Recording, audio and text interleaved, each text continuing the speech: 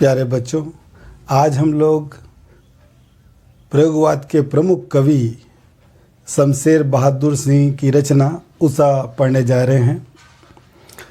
कबीर सम्मान से सम्मानित, साहित्य अकादमी पुरस्कार से नवाजे गए महान कवि शमशेर बहादुर सिंह को प्रयोगवाद के बिंबधर्मी कवि के रूप में जाना जाता है। प्रयोगवाद एक ऐसा वाद जिसमें नए नए प्रतीकों का प्रयोग हुआ, नए नए उपमानों का प्रयोग हुआ, नए नए बिंबों का प्रयोग हुआ और शिल्पगत विशेषता की दृष्टि से प्रयोगवाद में बहुत सारे प्रयोग हुए। उसमें बिंब के क्षेत्र में सबसे ज़्यादा प्रयोग शमशेर बहादुर सिंह ने किया। तो बिंब किसे कहते हैं? बिंब धर्मी कवि से क्या तात्पर्य है? बिंब के धर्म को मानने वाले कवि से क्या तात्पर्य है? तो इसका अर्थ ये है कि कवि अपनी रचनाओं में ऐसे ऐसे शब्दों का प्रयोग करता है जिसके माध्यम से मानवीय संवेदनाओं का चित्र पाठकों के सामने में उपस्थित हो जाता है।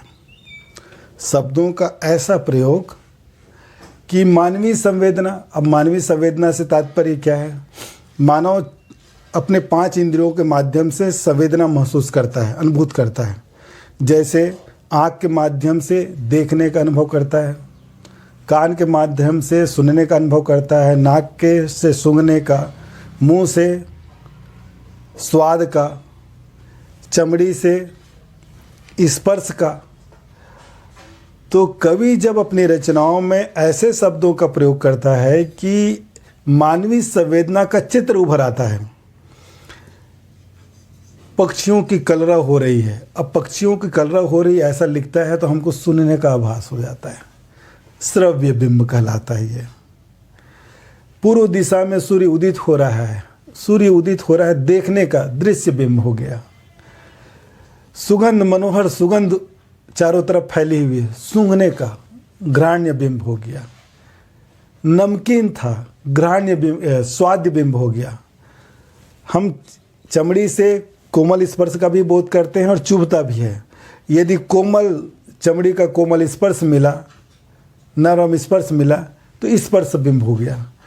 तो दृश्य बिंब, श्रव्य बिंब, स्पर्श बिंब, घ्राण्य बिंब, स्वाद्य बिंब। तो कवि जब अपनी रचनाओं में ऐसे ऐसे शब्दों का प्रयोग करता है जिससे मानव जो अनुभूत करता है उसका एक चित्र उभर आता है, तो उसे बिंब कहते हैं।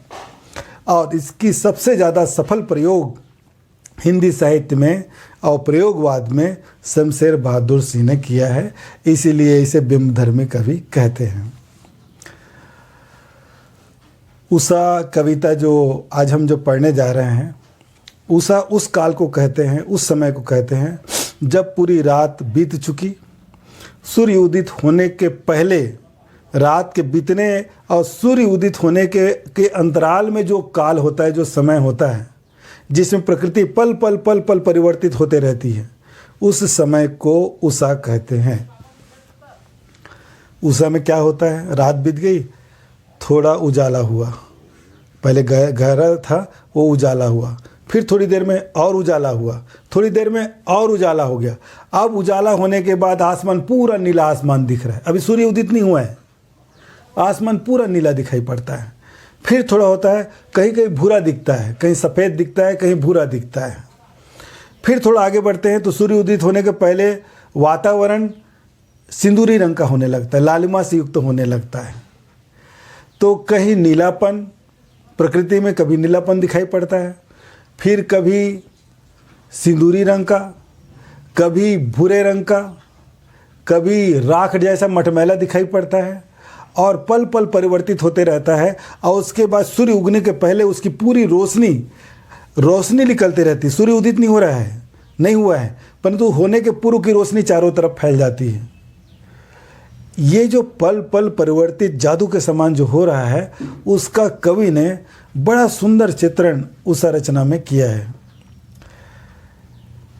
गांव में क्या होता है, माताएं जब उठती हैं, माताएं जब सुबह उठती हैं तो क्या करती हैं, अपने चूल्हा को, चौका को राख से या गोबर से लिप भी देती हैं और वो गीलापन रहता है उसमें।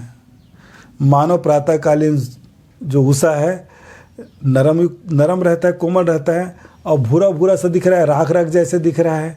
उसको देखकर कवि कल्पना करता है कि मानो उसको ग्रामीण माताओं ने लिपा हुआ है अभी राख से, इस प्रकार का दृश्य। कहीं पे सफ़ेदी दिख रहा है, मानो बच्चे स्लेट में लिख लिख के मिटा मिटा के मटमैला कर डाले हैं, उसे दिख रहा है। तो ये उषा का बड़ा सुंदर चित्रण है। उषा इस बात का भी द्योतक है कि गहरी अंधेरी रात के बाद मनुष्य के जीवन में एक नया उदय होता है, नया प्रकाश आता है, विकास की ओर बढ़ता है, प्रगति की ओर बढ़ता है, दुख के दिन दूर होते हैं, आशा का संचार होता है। तो ये उषा आशा का भी द्योतक है, विश्वास का भी प्रतीक है, सफलता की ओर ले जाने के लिए एक उम्मीद जो मनुष्य के मन में आई हुई है कि अब चलो अंधेरी रात बीत गई, असफलता की रात बीत गई, अब हम प्रगति की ओर करते हुए जीवन की यात्रा को पूरा कर सकते हैं, इसका भी द्योतक है ये उषा। तो इस प्रकार कवि ने उषा के माध्यम से, उषा पाठ के माध्यम से बड़ा सरल पाठ, छोटा सा पाठ और प्रतीकों के माध्यम से, बिंबों के माध्यम से सुंदर ढंग से समझाने का प्रयास किया है, लिखा है। उसको मैं समझाने का प्रयास करता हूँ। पहले कहता है प्रात नभ था, प्रात माने सुबह का, नभ था आकाश था, बहुत नीला शंख जैसे। प्रातःकालीन आसमान किसके समान सुंदर था? नीले शंख के समान, चारों तरफ नीला ही नीला, गहरा नीला होता है। रात्रि जब समाप्त होती है और सुबह का जो समय होता है, आसमान बिल्कुल नीले गहरे नीले रंग का दिखता है। उसको देखकर कवि कल्पना है मानो प्रात नभ नीला शंख जैसा। प्रातःकालीन आसमान किसके समान सुंदर दिखाई पड़ रहा था? नीले शंख जैसा सुंदर दिखाई पड़ रहा था। भोर का नभ, भोर माने सुबह का, प्रात सुबह का, सुबह का आसमान और कैसे दिखाई पड़ रहा था? राख से लिपा हुआ चौका, ब्रैकेट में लिखता है अभी गीला पड़ा है। ब्रैकेट में कुछ शब्द लिखने के माध्यम से कवि ये उस बात को और गहराई से स्पष्ट करना चाहता है। मानो माताओं ने चौका को राख से लिपा हुआ है, गोबर से लिपा हुआ है। तो गोबर शब्द का प्रयोग नहीं किया यहाँ पे, परंतु गांव में माताएं जब उठती है तो भोजन बनाने के पूर्व शुद्धिकरण के लिए, पवित्रीकरण के लिए उसको लीप देती हैं। तो लीप देती हैं तो वो चूल्हा कैसे रहता है? कहीं पे आग में जलने के कारण वो हल्का सा लाल लाल हो जाता है, उसका मिट्टी, चूल्हा का मिट्टी, कहीं काला काला सा रहता है, कहीं भूरा भूरा सा रहता है। तो वो आसमान कैसे दिखाई पड़ रहा था? मानो माता जी ने भोजन बनाने के पूर्व राख से उस चूल्हे को लिपा हुआ है और जिसका गीलापन अभी भी विराजमान है। प्रातःकालीन जो वातावरण होता है वो नरम होता है, कोमलता से युक्त होता है, ओस के कारण हल्की ठंडकता ली हुई होती है। इसलिए कवि ने ऐसा कल्पना कर दिया कि मानो राख से लिपा हुआ चूल्हा हो। फिर क्या कहता है कवि? बहुत काली सील जरा से लाल केसर से की जैसे धुल गई हो। और वो प्रातःकालीन आसमान और कैसे दिख रहा है?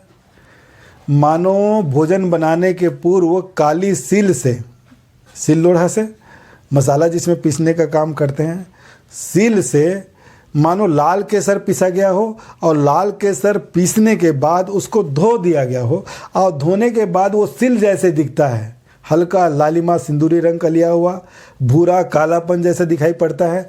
मानो वो प्रातःकालीन आसमान उसी के समान नीला और काला दिखाई पड़ रहा हो, सिंदूर जैसा दिखाई पड़ रहा हो।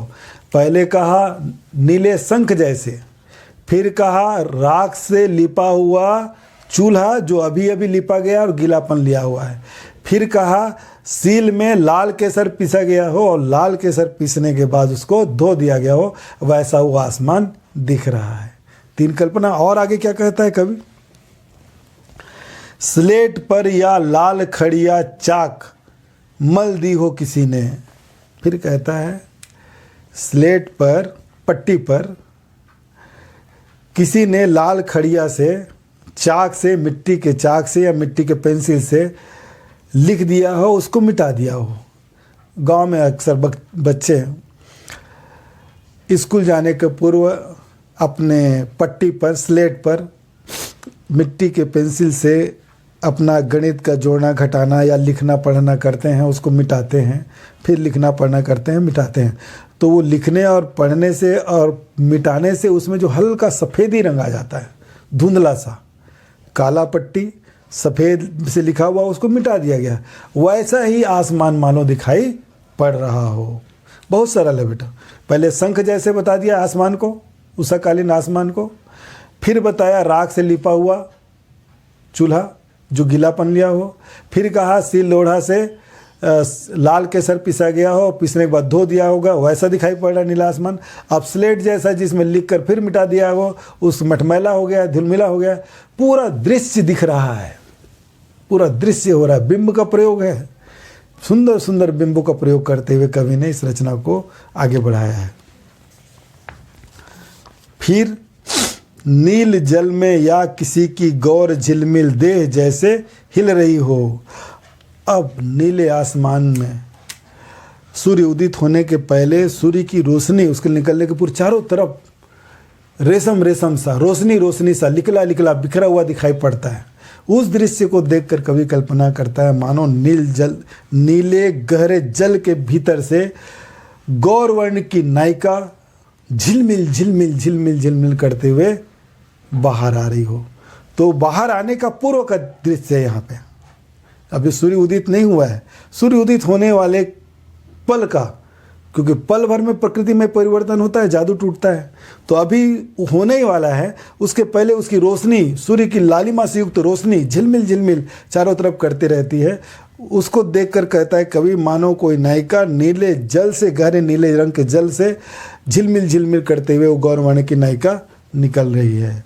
और फिर जादू टूटता है, इस उषा का अब सूर्योदय हो रहा है। और जो उषा का जो जादू पल पल में जो बदल रहा था, प्रकृति कभी इस रूप में, पल भर में दूसरे रूप में, पल भर में तीसरे रूप में, चौथे रूप में, पल भर में परिवर्तित हो रही थी प्रकृति। अब सूर्य उदित हो गया, पूर्व दिशा में दिखाई पड़ गया। ये जो जादू चल रहा था वो जादू टूट गया। प्रकृति जो जादू दिखा रहा था उषा काल में वो टूट गया। इस प्रकार ये पाठ पूरा होता है। छोटा सा पाठ है। उषा के समय में नभ के सौंदर्य का तो हमने बोध कर लिया। अब ग्रामीण परिवेश में देखें, ग्रामीण परिवेश में प्रगतिशील जीवन का, प्रगतिशील जीवन का कैसे होता है। सुबह होती है, माताएं उठती हैं, चूल्हा चौका को साफ करती हैं, बच्चे स्कूल जाने के पूर्व लिखाई पढ़ाई का काम पूरा करते हैं, और ये पल पल में होते रहता है। और उसका ग्रामीण परिवेश का भी सुंदर चित्रण हुआ है।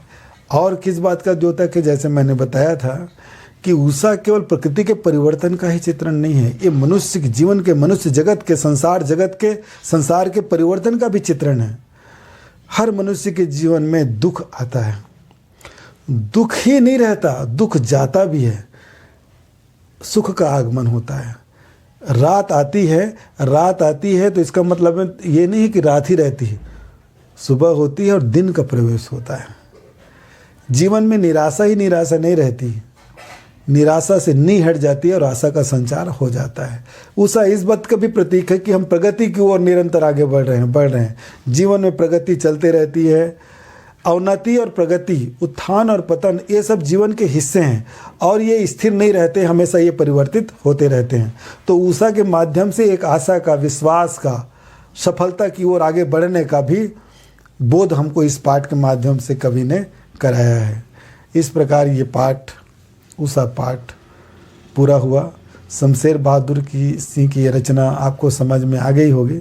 बहुत सरल पाठ है, 4-5 बिंबों का ही प्रयोग हुआ है और उसके बाद पाठ पूर्णता को प्राप्त कर लेता है। अब इस पाठ के भीतर से जो प्रश्न निकलना है उसको तो आपको निकालना है, पीछे उतने प्रश्न नहीं है, सामान्य बोध के प्रश्न हैं, उसको आप लोग कर लेंगे। इसका जो PDF है मैं आप लोग को भेज दूंगा, उस PDF के माध्यम से अपने मौलिक प्रतिभा का प्रयोग करते हुए सुंदर नोट्स बनाएंगे, तब वो आपके ज्ञान की दृष्टि से भी और परीक्षा की दृष्टि से स्तर को प्राप्त करेगा, ऊंचे स्तर को प्राप्त करेगा। तो प्यारे बच्चों, आज के लिए इतना पर्याप्त। धन्यवाद।